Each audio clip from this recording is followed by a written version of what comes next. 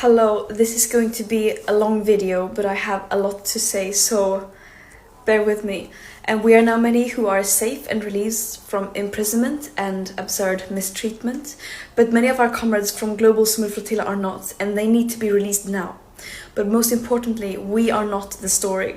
Thousands of Palestinians are currently being held in Israeli dungeons without a trial, hundreds of which are children. Millions are living trapped under an illegal siege in an apartheid state and occupation, who are being systematically starved and bombed to pieces.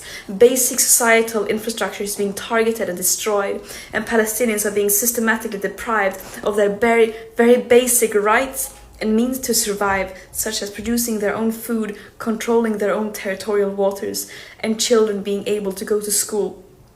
And the whole world knows that this did not start on October the 7th, 2023. And these Israeli war crimes have happened with impunity and with help and legitimizations from our governments, institutions, and media. And this is the story here that people should be focusing on. Do not let me and other volunteers on the flotilla be a distraction. And the Global Summit Flotilla is about solidarity with Palestinians, international solidarity. And what Israel did was mainly not to illegally abduct us in international waters and abuse us in prison, but it was that it stopped a humanitarian mission and violating international law by preventing humanitarian aid from entering Gaza, a population that are being systematically starved by Israel. And this is a blatant violation of international humanitarian and maritime law. And I also want to make it very clear that our imprisonment by Israel is a direct result of our governments. They keep talking about the importance of upholding human rights and international law and to get aid into Gaza. And then when we do their job, trying to do just that while being completely peaceful and abiding by international law, they fail to ensure our safety. And this mission should not have to exist. It is a last resort when all means fall short and when those in power fail to step up and do the bare minimum. States have a legal obligation to end their complicity in genocide, which the UN Commission now also has confirmed that it is. And this current lack of willingness to do so is a crime against humanity. Israel does not have immunity from international law, even though it might seem like it from their genocidal propaganda. No human being is worth more than any other, and that also applies to Israelis. It's absurd that this even has to be said.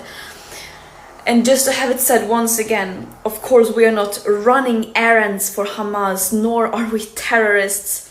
Israel think they can get away with only recycling their old arguments and smear campaigns to justify their atrocities without addressing the evidence of them committing a genocide. But the world sees through their desperate lies. Terrorism is defined as the calculated act of using violence to incite fear in a population for political control. Is that really what this peaceful humanitarian mission carrying food, medicine, baby formula in line with international law was doing? One can really ask who the real terrorist is here. And I stand by what I have said and stood for since I became an activist at the age of 13. I will continue to fight for a free world, a world free of all forms of oppression and racism, where we put human and planetary well-being over short-term economic profit and geopolitical control for a few.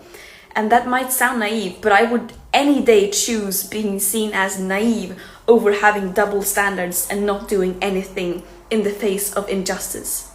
And I urge everyone to join the global uprising for justice, freedom and equality, and to apply real pressure on our governments and institutions to fulfill their legal obligations to ensure human rights for everyone.